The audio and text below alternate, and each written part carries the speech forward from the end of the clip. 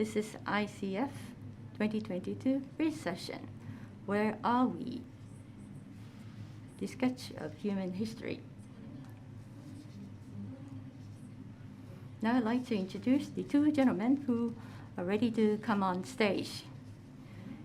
Historian and demographer Dr. Emmanuel Todd and senior advisor to Mori Art Museum, Mr. Fumio Nanjo.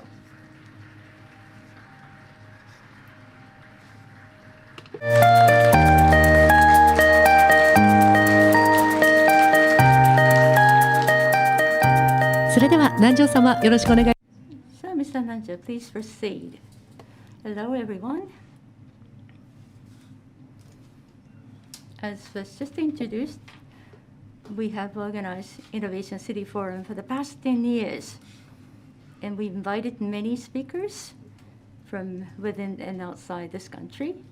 We covered many topics about lifestyle, urban cities, technologies. They've talked about the future of our lifestyles. It's not exactly predicting our future, but we discussed the question as to how we should live going forward. So this time, we have Dr. Emmanuel Todd, who spoke online last year. We're very happy to receive him on site. Great to see him face to face. He is Japan this time around to commemorate the publication of his new book, Where Are We? A Sketch of Human History. This was publicized in the end of October. So he came here to commemorate the publication of his new book. You remember the Gauguin's famous picture, Where Do We Come From? Where Are We Going? So the title of the book reminds us of this famous picture, but in the Japanese translated book, we have subtitle that is given to the first book on Anglo-Saxon hegemony, and the second book title is on barbaric origin of democracy. Again, we are very happy to have him on site. Dr. Todd was born in 1951. Up to 2017, he was working at National Institute of Demographic Studies in France. He is currently very active as an author. The method he has applied is really investigate and analyze the family format and demography in different countries, accumulate data, and apply the cultural anthropologic lens to interpret the country's history, society, and economy. And based on that analysis, he has actually made bold prophecy about the future. Some of the examples would be 1976 book, The Last Fall. He predicted the collapse of the Soviet Union. After the empire, he predicted the financial crisis in the United States. He also predicted the spring of Arab, the emergence of President Trump, and Brexit as well.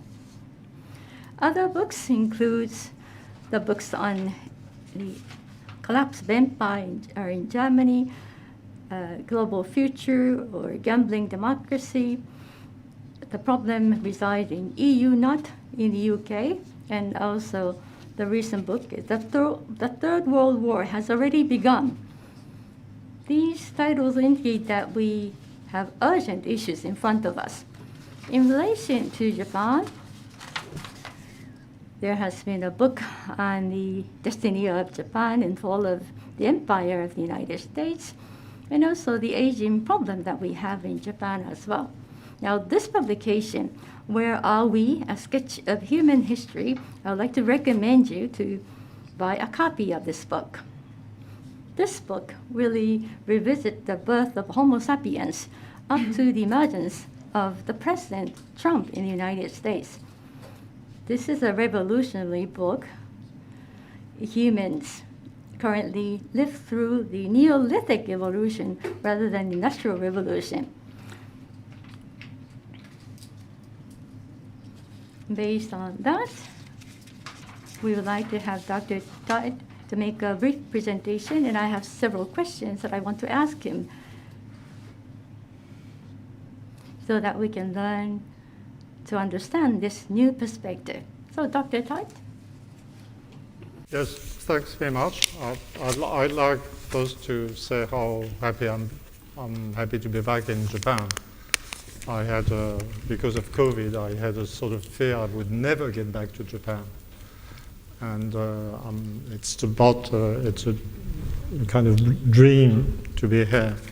I'm sorry. I'll give first a short presentation of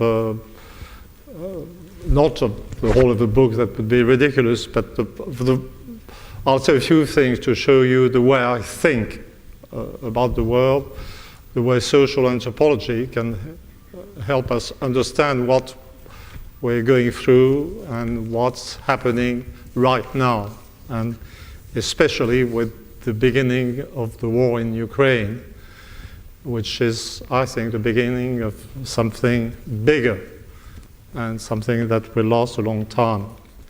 So this is a very special moment in history, because before that we've been through 30 years of globalization, since 1919, since the fall of communism, and we were supposed to believe or hope that in some way the world was moving towards some kind of unity in terms of economic organization, unity in terms of values. Of course, the values that were supposed to unify the world were meant as Western values, and well, I still remember with some kind of, I'm sorry to say, amusement, the theory on the end of history by Francis Fukuyama. The end of history, so the end of history was capitalism plus liberal democracy, and that's it. But now what we have to say beyond the simple and horrifying fact of war is the division of the world. And what appears step by step since the Russians have entered Ukraine is how the West is turning into something specific, no longer universal, perhaps not completely isolated, but more and more as a minority culture in the world. So what's the West today? The West today is not exactly what it was at the time Fukuyama wrote. Now, what's the rest? It still is individualism. It still is supposed to be liberal democracy, but there's a growing emphasis on the feminist element of Western culture, and something that strikes people around the world and within our world, a fight for LGBT rights. I was alerted to the thing by seeing LGBT rights mentioned more and more in Putin's talk. You see, this means a lot to the Russians, and I think it means a lot to other people outside the Western world. So now we've reached a point where Russia, of all countries, says no. I mean, if you, this was already apparent when Putin talked just last February when the war started, but it's even more explicit in his last talk in Valdai. What the Russians are doing is not simply or primarily trying to get back a few thousand square kilometers along the Black Sea, it's a real challenge to Western values. It's just saying no to not simply American dominance in political terms, but to American and Western dominance in terms of values. So this is what I said, and step by step, well, of course, people are first surprised by the horrific performance of the Russian army. That came as a surprise to everybody. But the other and more important second surprise was the excellent resistance of the Russian economy. Everybody is surprised, and now the rubles is 25% higher than it used to be as compared to the dollar, and 45% higher as compared to the euro. But beyond this, I think there's something even more important, and this is the way most of the countries outside the American system refuse to take side. The fact that China clearly is on the side of Russia is not the important thing. Or perhaps the same would apply to Iran. But India refused to take side. Saudi Arabia, could be considered as having taken the side of Russia. I mean, their common oil policy was a major blow to the US, major economic blow, but I think also a major psychological blow. We could also quote Turkey in a way, which is, it seems that all over the world, countries refuse to take side or express some sympathy for Russia, as if Russia had developed some kind of secret or invisible soft power, that something in Russia that appealed to people more than Western values. So, of course, political scientists are worried, or it's not simply that they're worried, it's rather that they have no idea what's happening. But as a social anthropologist and a specialist on family systems, I'm not surprised at all. What we are witnessing is a new division of the world, and to me, as to probably many social anthropologists, the new division of the world has pretty obvious causes. So I'm going to ask you to compare visually two maps, one political and the other one derived from social anthropology. That will be a map of the democracy index, which you see here, as defined by the British weekly The Economist, where we'll see a sort of huge red mass in the old world, and on the periphery you'll have these green spots, and these green spots contain most of what's called the Western world. And now I'll ask you, or I'll ask the kind people here to send a second map, and that will be the map, and that's the one you must to look at it, the one on the left, the map of patrilineal kinship systems. Patrilineal kinship systems are systems where what is important is kinship on the side of the father. It's the side of the father, it's the father's social status that defines the child's social status. Of course, when you talk about kinship systems now, you talk about traditional kinship systems. You talk about peasant kinship systems. You're not talking about modern life But what is surprising is the way there's so much resemblance between the democracy index map and the map of patrilineal kinship systems. One major discrepancy probably is India, which appears high on a democracy index and which is also high on the patrilinearity index. So what the explanation is in fact quite simple, because democracy is a way of life.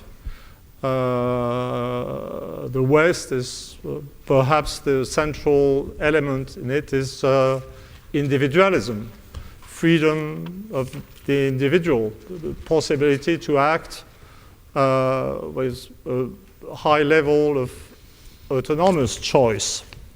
And of course, this is what you find in bilateral kinship system. That's the opposite of patrilineal system.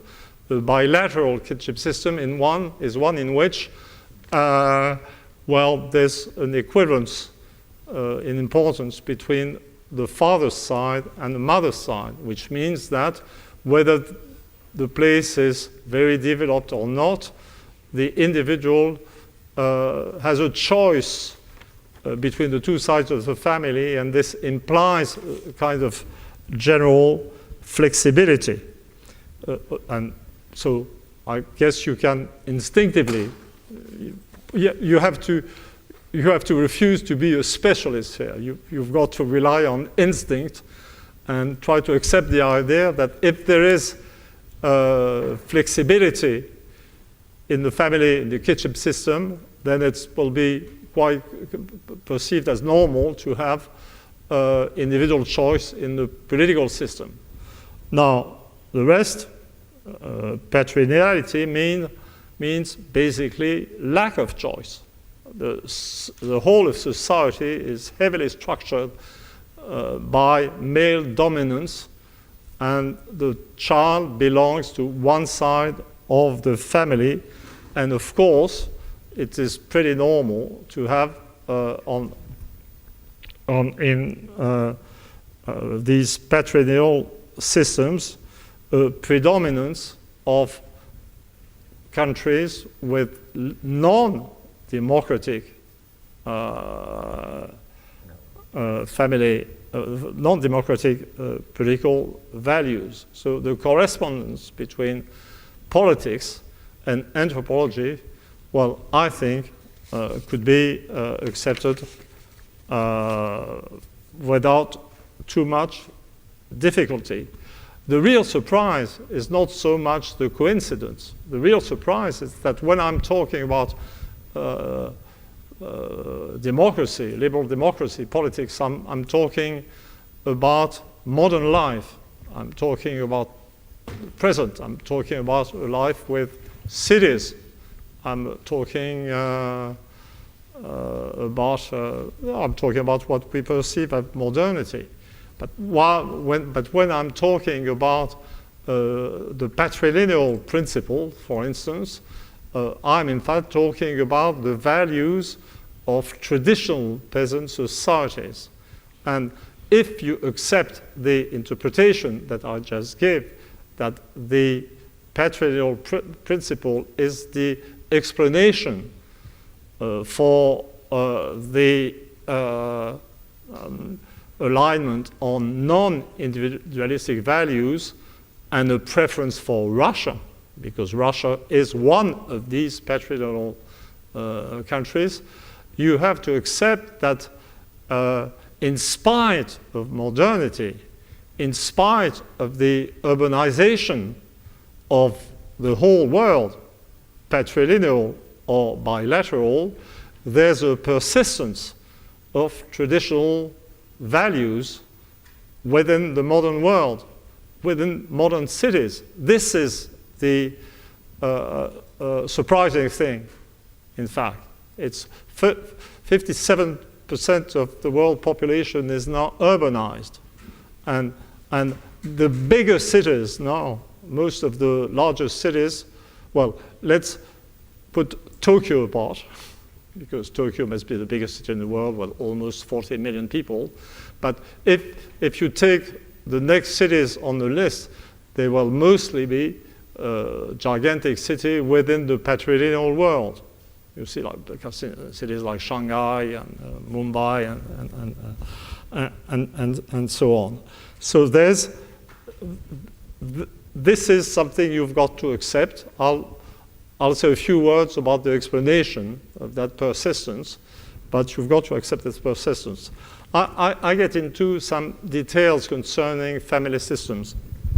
The best way to understand the way family systems function is to use a very old typology defined by French sociologist Frédéric Leplay in the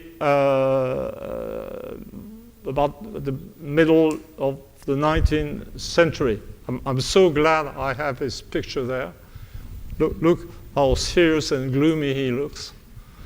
But he's an old-fashioned he looks, but he's still extremely useful. He was the first to define three-category typology. First, what he called the unstable family, something we call the nuclear family, and which we sort of instinctively supposed to be the modern family. But the truth is, such a nuclear family existed in many peasant society. Well, it's something we know. It's the way we're supposed to function. It's a system in which the child are expected to get out early of their family, sometimes as teenagers, as is the case in the English world, or at least at the time of marriage. You see, if you get married in such a system, you're supposed to start a new family, and there's not in the family there's nothing more than a couple and his children. And of course, such a system educates the children for freedom in a way. They are supposed to move out. They're supposed to leave their parents at some early stage in life. And of course, this will be the basis for liberal democracy, if you get into details. There was a second type defined by Frédéric Leplay. It's a type that reactionary political philosophers in France liked a great deal. That's what he called la famille souche, but that's in English is translated as the stem family. And it's a well-known system in Japan, at least in traditional Japan. It's a family system in which you have, one child inheritance. Usually the eldest son inherits the farm or whatever there is to inherit, and the other children, including the younger brothers, have to move out and find a solution for themselves. And there the values, the inherent values of such a systems are completely opposed to that of the nuclear family, because at some point in the developmental cycle of the family, you've got 3 generations living under the same roof, and you have adult sons still living under the authority of their father. So the basic value system of the STEM family is authority, and of course inequality, because brothers, in terms of inheritance, do not have the same value. Because generally it's eldest son inheritance, the STEM family can be considered as a sort of a first step towards patrilineality. But it cannot be, it will never make it possible to build a fully patrilineal principle, because not all men are worth the same. the younger brothers are treated like women in such a system. So it's a slight move to the patrilineal principle, but not a full move. So obviously the ideal type for the same family is Japan, without question. Perhaps the only, to me as a social anthropologist, the only stem family type that compares to Japan in terms of perfection, well, perhaps the type you have in southwestern France or the Basque Country. But it's also the German type, the German family with regional nuances, but very few. It's the type in Korea and Catalonia and other parts of Europe. So the kind of society or ideal society that will go with the same family is society with an emphasis on continuity, transmission of values, transmission of techniques, hierarchy, order, well, that type of thing. Well, it seems that I'm describing Japan by just simply describing this family type.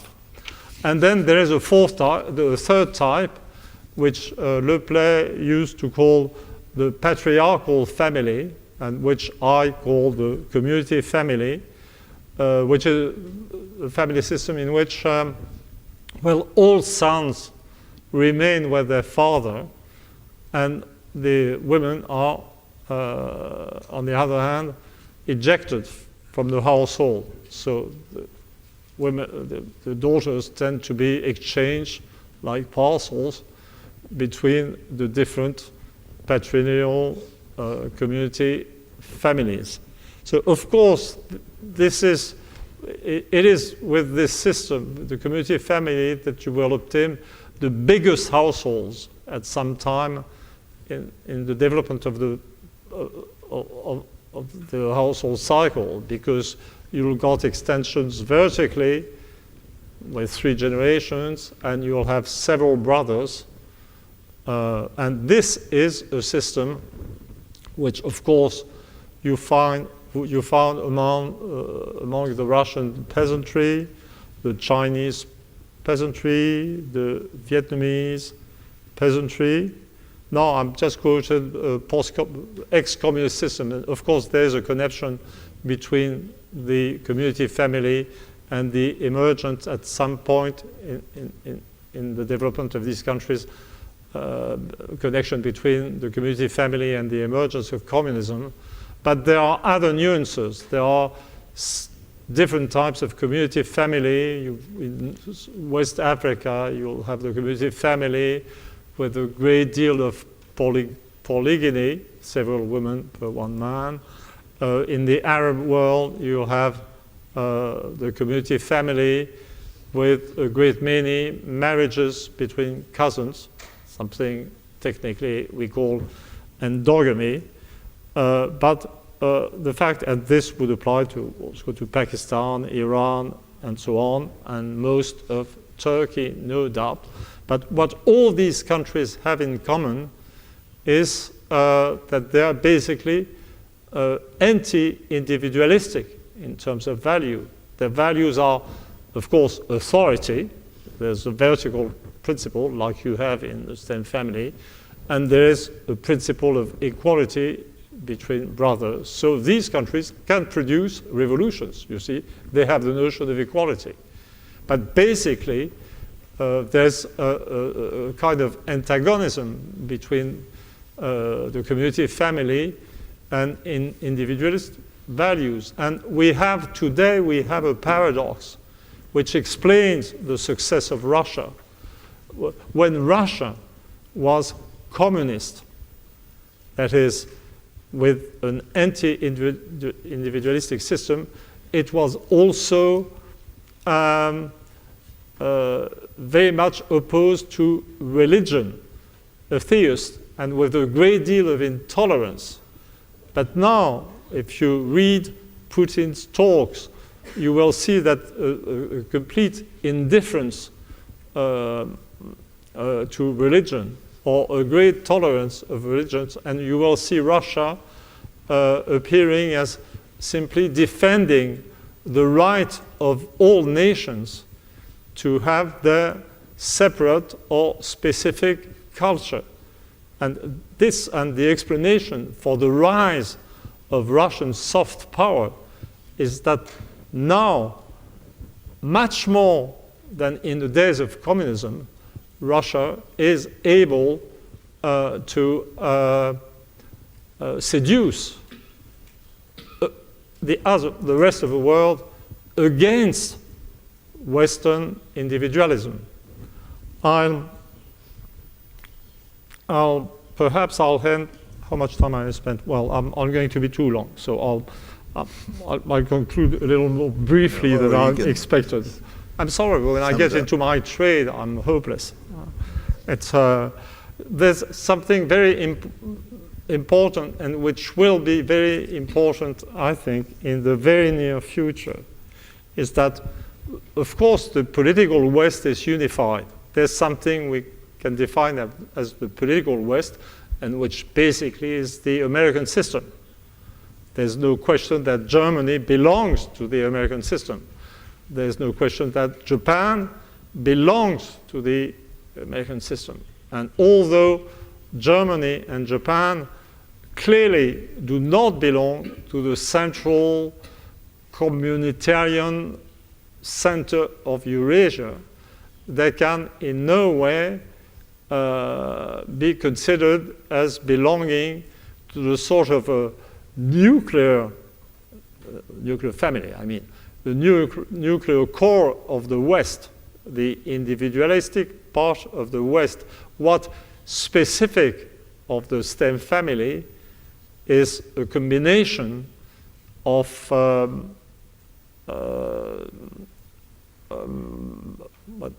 holistic attitudes, a vision of the individual as strongly integrated into the community, something that would be common with the central part of Eurasia, but also a certain amount of flexibility that can be explained by the fact that younger brothers have to move out, and there's a mixture of verticality, rigidity, and flexibility in the STEM family system. So if you decide, if you describe the West as it is now conceived, as it appears on the map taken from The Economist, well, of course, the institutions will be comparable. I mean, in Japan and in Germany, just as in France or America or all of the Anglosphere, you've got political freedom, you've got freedom of the press, you've got free elections and individual rights. And so there's nothing, there's no opposition between the country. But if you think in sort of a more, if what you have in mind is the general social atmosphere, the way people behave, the way society functions in depth, there you will have, well, the West clearly is composed by two elements. You'll have the proper West, you'll have, well, it's very simple. Let's take cities, major cities. You'll have New York, you'll have London, you'll have Paris, and then you'll be in typical Western core cities with the sort of, where you get the individualistic feel and also a certain amount of disorder that goes with individualism. But when you're in Tokyo, you get a completely different feel. The city is, I always want to say just as big, but it's just twice as big. But there is an element of order, cleanliness, discipline, perfection in the way a city like Tokyo functions, which means the functioning, the social functioning of the whole thing is completely different. And there you find a persistence. I think the explanation is the persistence of traditional values. So that's, of course, here we're mostly interested in cities, if I understand correctly. Yes. And what my message, author's message, in the end, is that we started with the notion that traditional peasant cultures were very different. Different types of tradition, different types of family, and so on.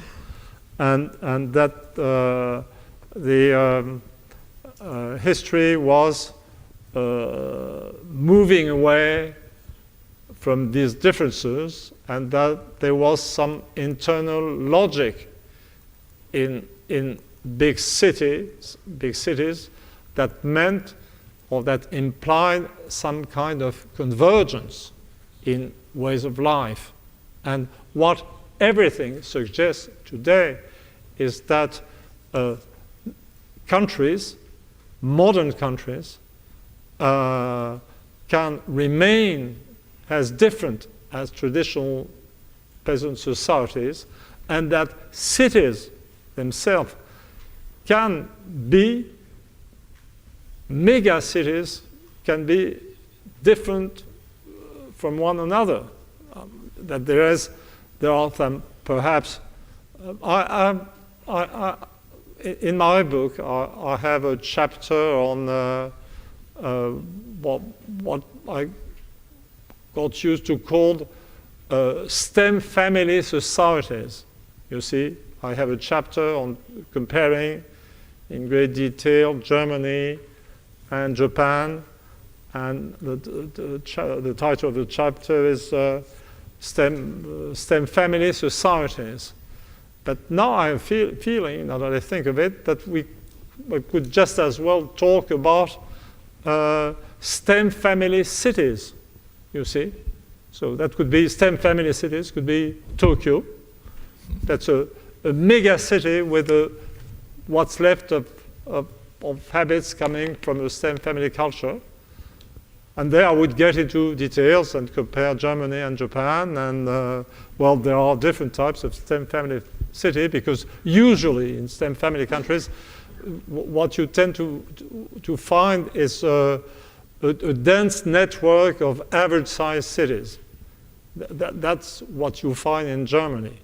And there is something special about Japan, which I find difficult to explain, is that there you have a STEM family culture, but one gigantic mega city, historically, very big city will appear in nuclear family systems.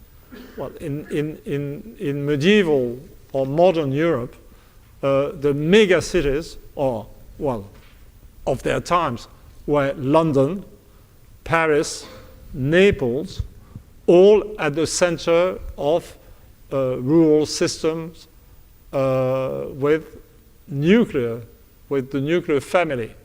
And the explanation is that the flexibility of the nuclear family made it easy and natural for people to move out and migrate to the cities. And countries with complex family systems, whether STEM family system in Germany or community family systems in central Italy, has a very rich network of small cities.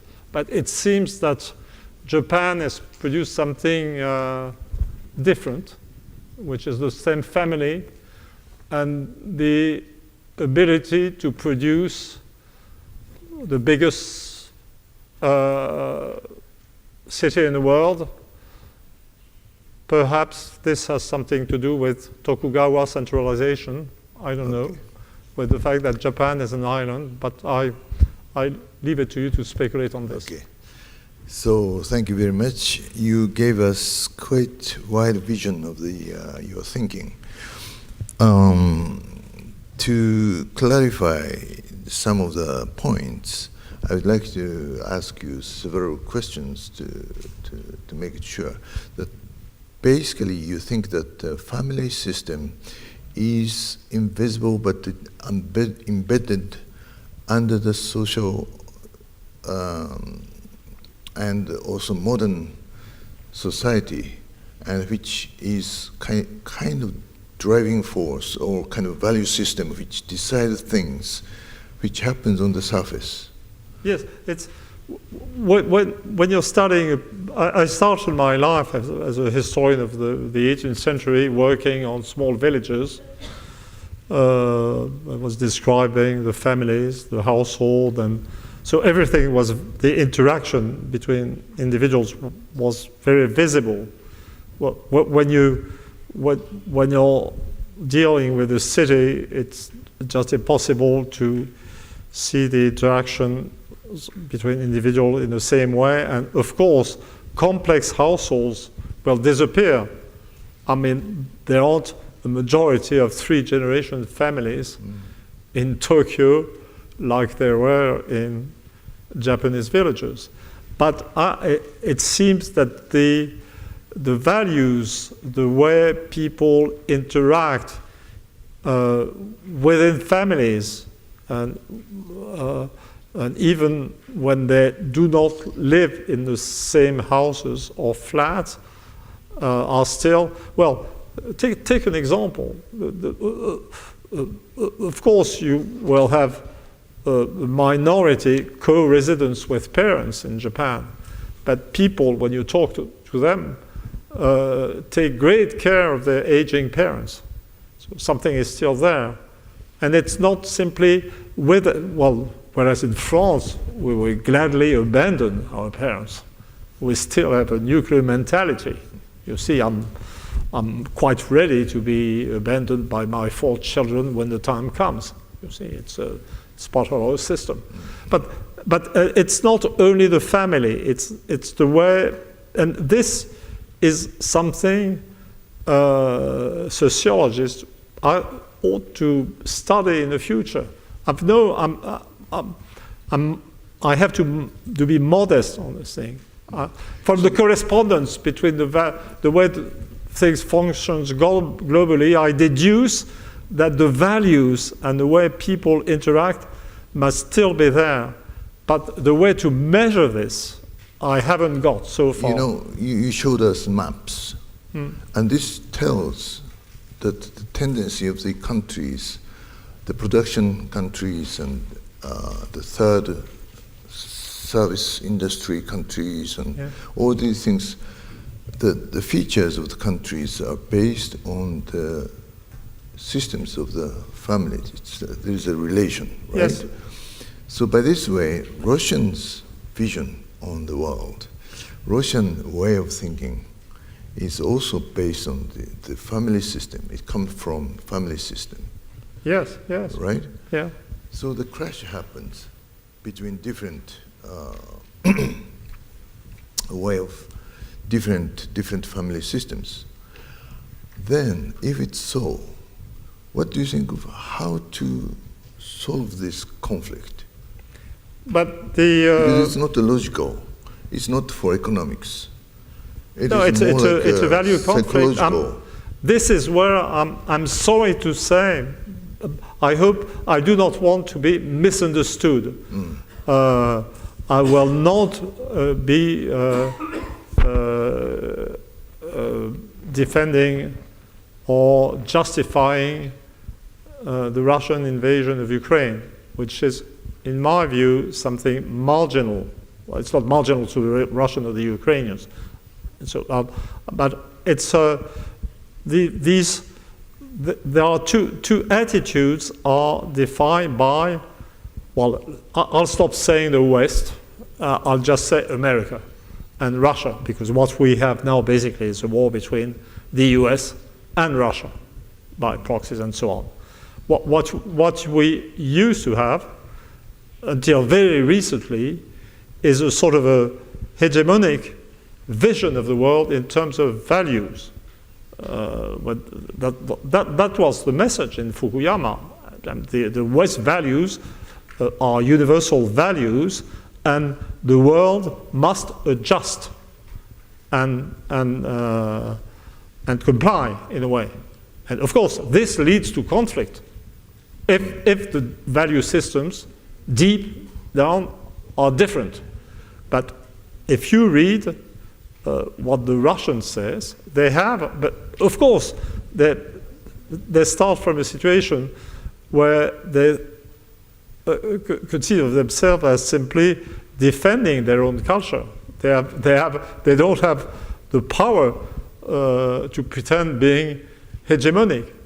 They used to have this in the days of the USSR, but it's very explicit in the Vardai talk, Putin defends the right of several nations to have their own culture and to coexist. And there are some very, very funny moments. Well, funny perhaps. These are not the days to say that things. Well, nothing is funny these days because we have war. But he says very explicitly that people in the West, in his view, have the right to have their own culture. There's no Russian notion these days that that the West should look like Russia. And what my impression, my guess, or my attitude as a social anthropologist is that what the world needs is tolerance of the values of others, whether we like them or not. And this doesn't mean I truly conceive of myself as a Westerner.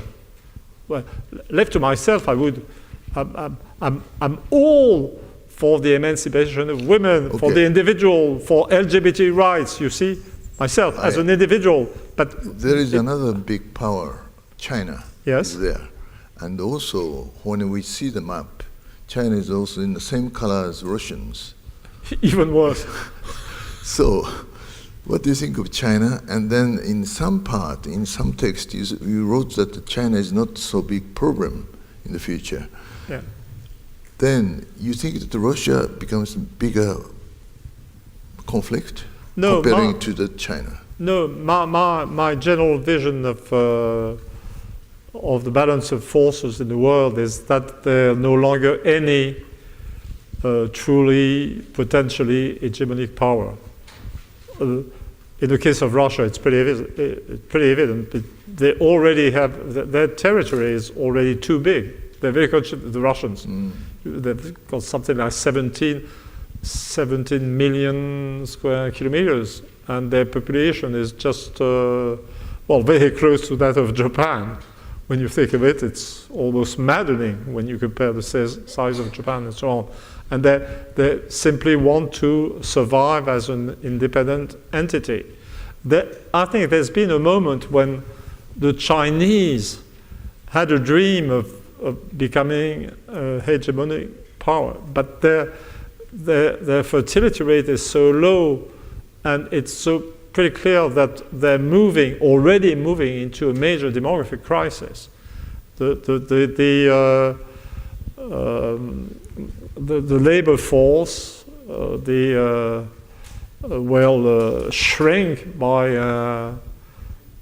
perhaps 1/3 in the next 20 years, and they will undergo an incredible demographic crisis that they will not be in a position to solve, at least temporarily, like the Germans or the Japanese. The Germans have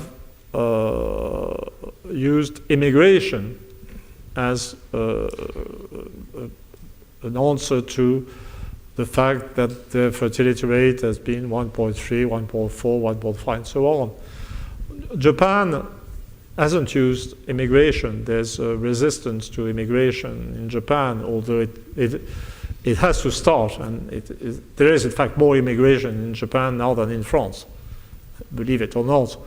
But until then, the Japanese solution was to outsource to China, and that is, in economic terms, very much the same, not so different from the German solution, because it's using the labor force from another country without moving it into your own country. But this is typically something that will not be possible for the Chinese because they are too big. When you start with 1.4 billion people, you will never get enough immigration to compensate for a 30% decrease in your labor force.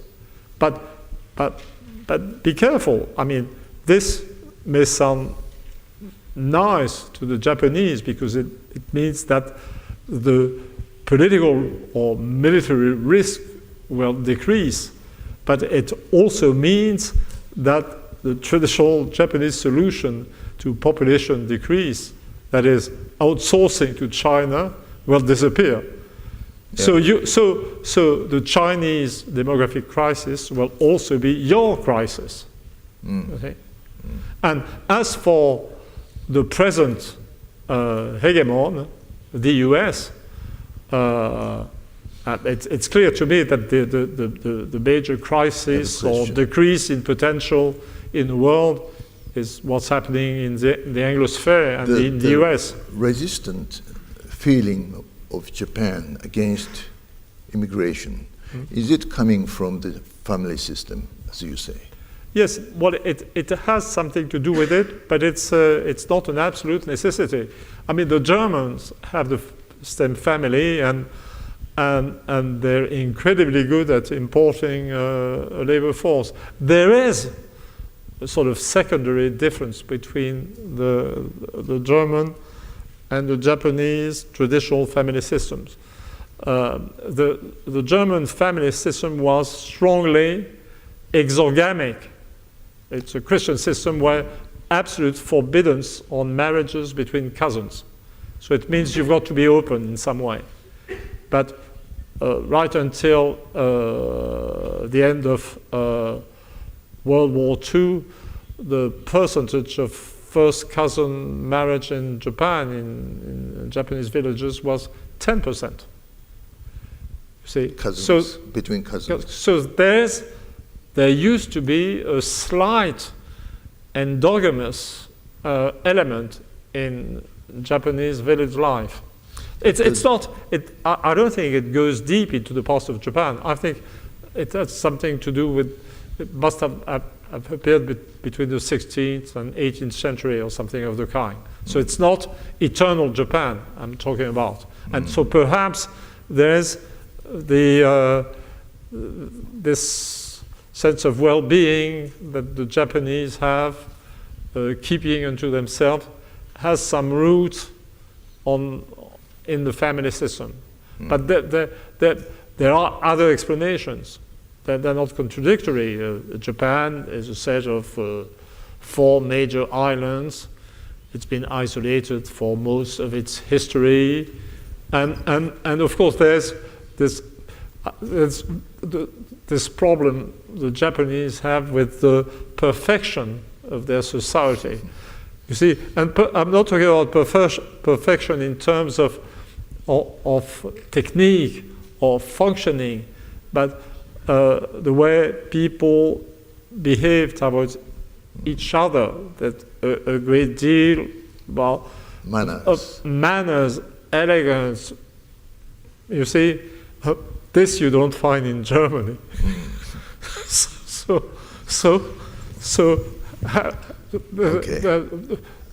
The Germans do not have to fear the disappearance of a perfect system. That might reject immigration. Yes, it can happen. What? Because this may cause some kind of resistance against immigration, because they are different behaviors. They don't have manners, not same manners maybe.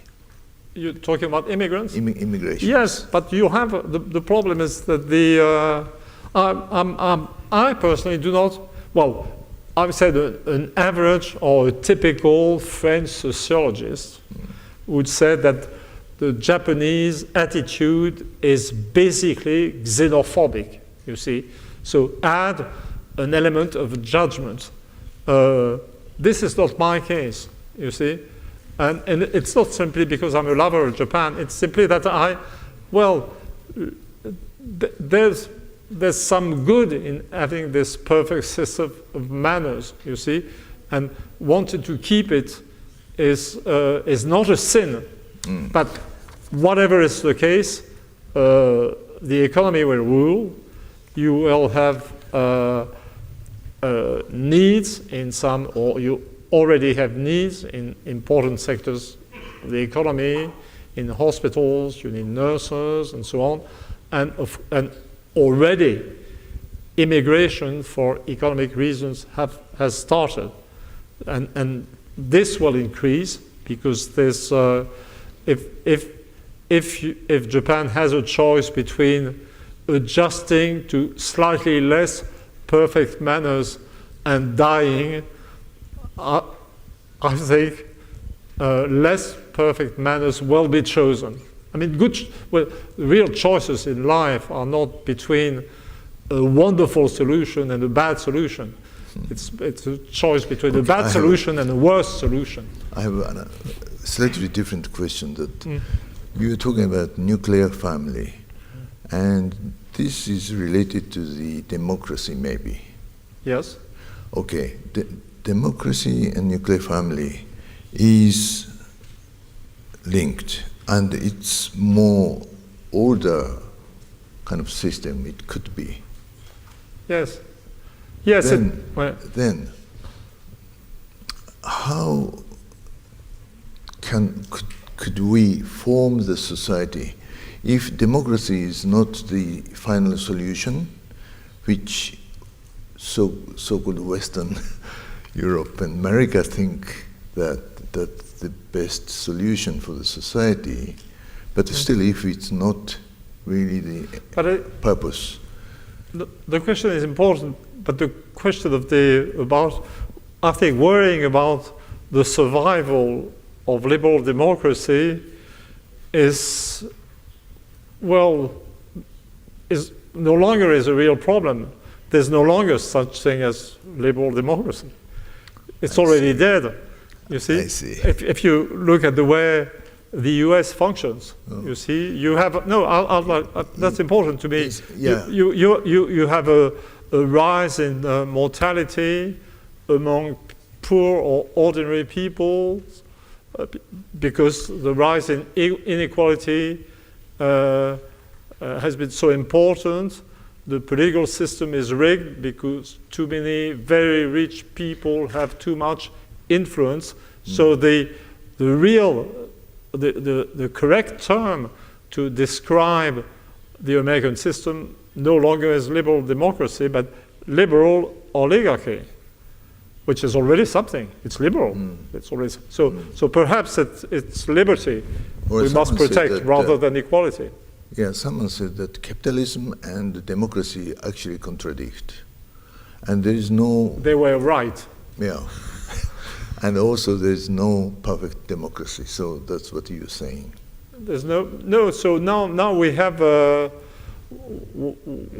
world fight between systems that are all imperfect, and then you get beyond these sort of very broad categories of patrilineality, bilaterality, and so on. You must get into details. For example, if you look at the map, you will see that Russia and China are just the same red. But, pretending that the Russian autocracy they have elections.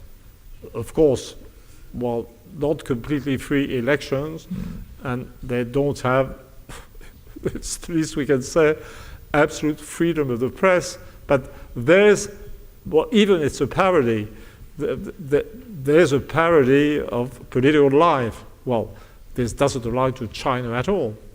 In my view, if you think in concrete terms, there's just as much difference between Russia and China than there is between Russia and Western Europe.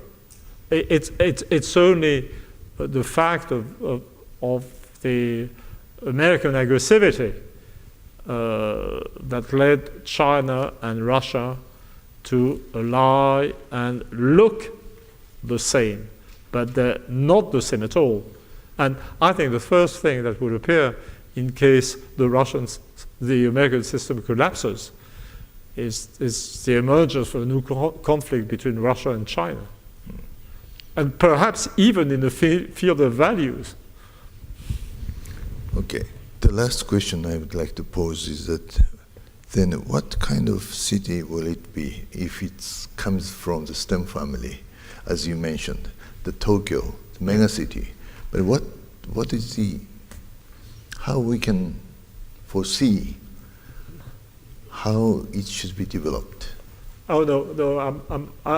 I feel I have to be humble. I mean, I've been trying to adjust and develop the concept of STEM family city, which is not something usual for me. But as for the future of cities, I don't know. And anyway, the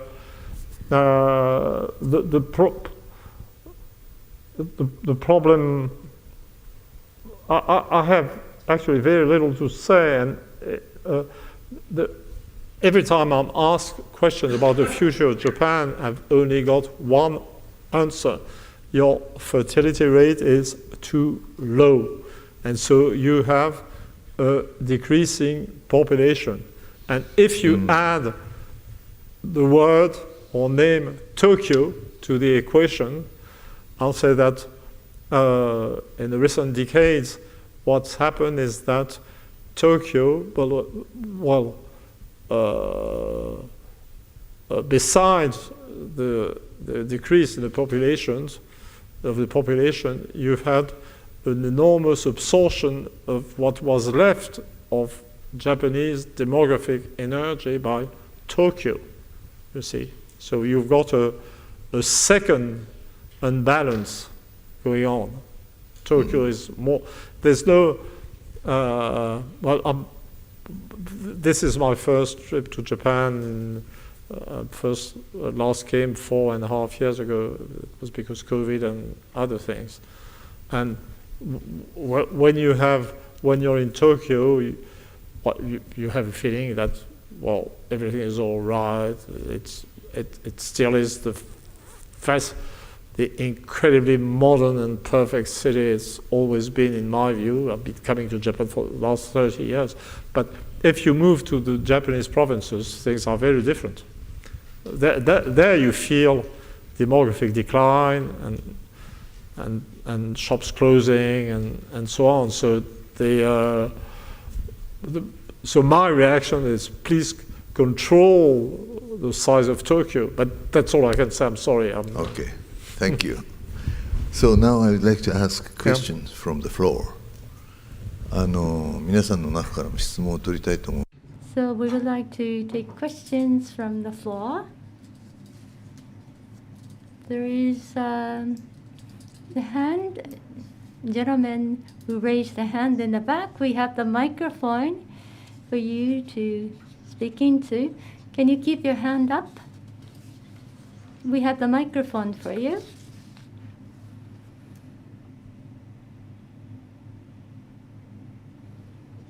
Thank you, Dr. Todd, for your valuable presentation and discussion. When it comes to the problem of population, I think this is your expertise, so I'd like to ask you a question. In 30 years, the global population will reach 3 billion. When we have that size of a population, think of the environment that we have. All of us, can we survive on this environment when the population keeps growing in 30 years' time?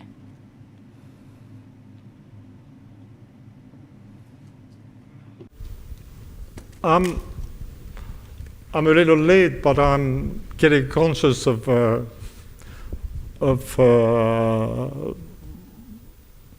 population problem and the climate change and resources and so on. And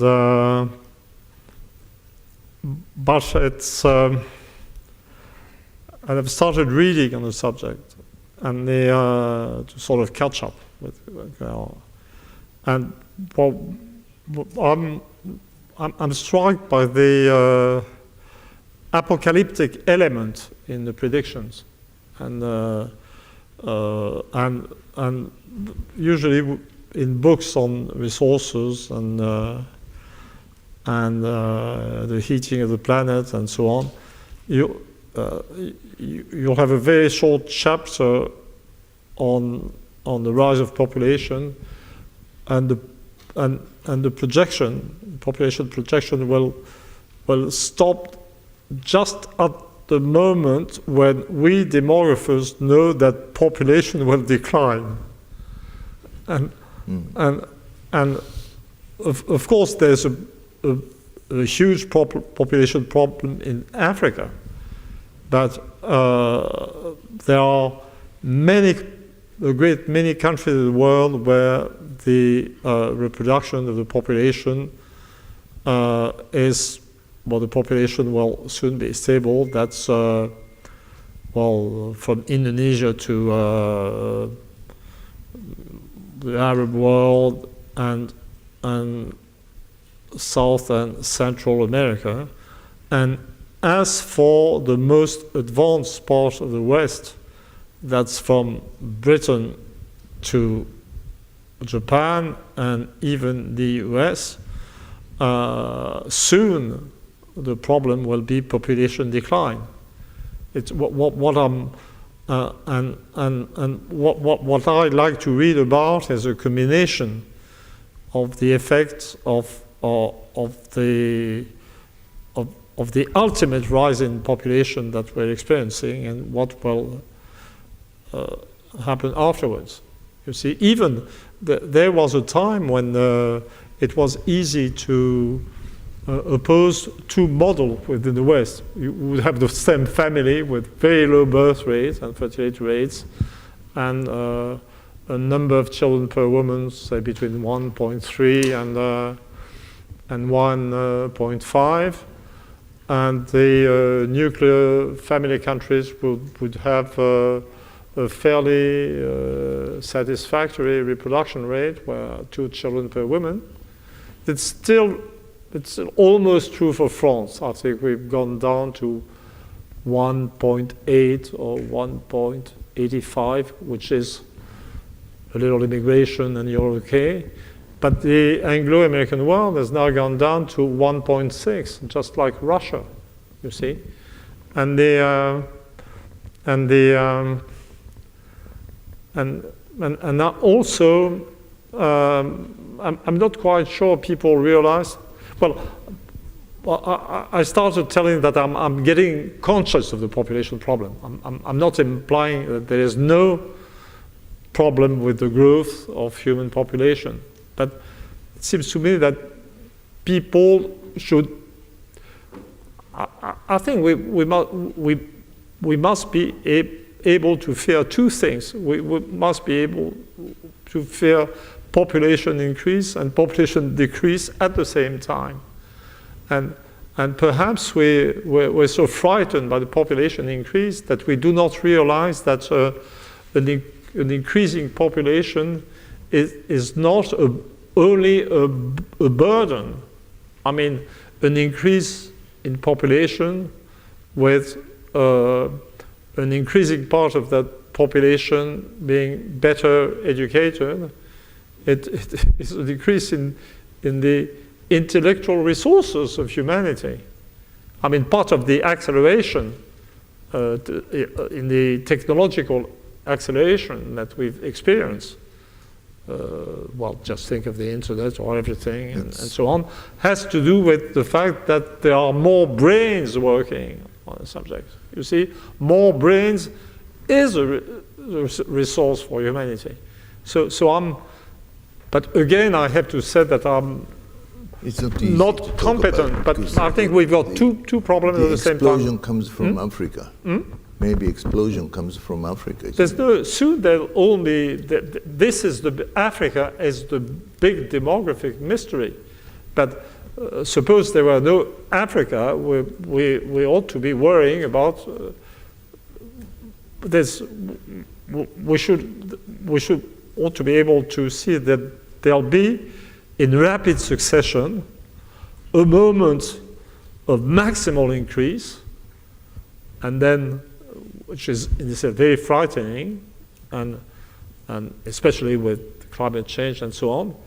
But immediately afterwards, we'll have to face population decrease. So it's like a roller coaster. あれですか、next question。他の方いらっしゃいますか。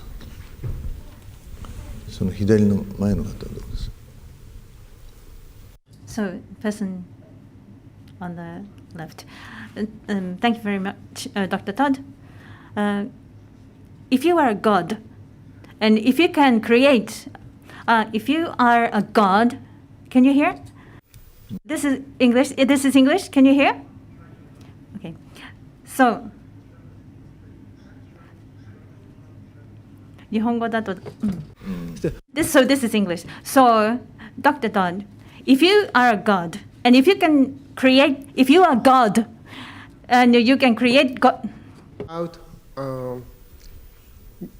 new world.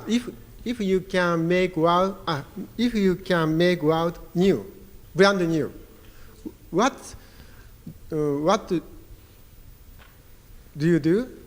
What will you do about family system and world system? The answer is... So can I speak in Japanese? If you can rebuild the world from scratch, what kind of a family system, what kind of a world system would you create if you were God? The answer is very simple. I am not God.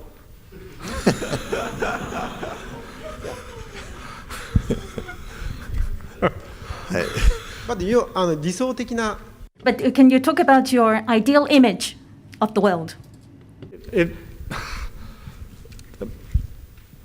What is your ideal? I'm not good at ideology. If by ideology you think having the capacity to imagine a future and perfect society, I've no ability for this. In my country, in France, I participate in political debates, but generally I participate. I never have wonderful suggestions for the ideal city. Mainly produce statements on the stupidity of our elites and on the mistakes they're doing. So I said, let's be careful, and mostly there are things that we can't act with any kind. We can't hope to act with efficiency without the proper knowledge of things as they are. So now this will put me into a position where I can say, well, of course, as an individual and as an average Frenchman, I'm all for liberty and equality, which these days turn me into a conservative because equality is threatened. But as a social anthropologist, I add, but I know that there are societies different from mine that have different values, and that it's pretty obvious that will not be able to impose our values on them. And then I will add something like, there are 67 million Frenchmen, so it's pretty clear that we're not going to drive the Americans anywhere, and even clearer that we are not going to transform China, where it's 1.4 billion people, into a new France. You see, that's my attitude. I think I recommend, well, again, humility. But humility in terms of action, but what I recommend is first try to understand what exists, you see, try to see what is possible. I'll give you another example. When I said that, when I said that Japan will have to accept a certain level of immigration, I started showing that I'm very conscious that it's very difficult for Japan. And I will not get into details, but I will not recommend the kind of immigration we have in France, because there are things we're supposed to have problems with immigrants in France, but I'm not quite certain that's as serious as it is. But I would never recommend to Japan the same kind of mess that we have in France, you see. And as for Japan, I would, for instance, recommend a pretty definite and almost authoritarian assimilation policy. I would say you must, accepting immigrants is accepting, it's a long example, but it's an important one. If you have to accept immigrants, I would say, I know Japan, there's something specific about STEM family societies, or STEM family cities. There's a sort of a contradiction between the acceptance, or there's a perception of very small difference between people within STEM family societies, which has something to do with the differences or the inequality between brothers, but there's a very important drive to homogeneity, and STEM family society also have a specific sensibility to differences. They perceive differences and they don't like them, you see.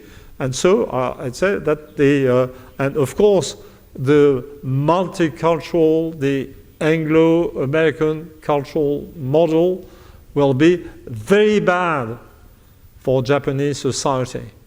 Japanese society will have to accept immigrants, but you must be ready to do what is necessary to turn the children of immigrants into nice and disciplined Japanese children, whether they like it or not. That's the way I think, you see, and just. But as for being God, no way. Okay, good enough. ですね。Dr. Todd, he has accumulated data and then he interprets things. So it's not like he's imagining the world. He needs data. It would be nice to answer many questions. We already exceeded our time. So it's been quite interesting. It's better if we could take more questions, but we need to conclude this session. Thank you so much. Dr. Todd, thank you very much.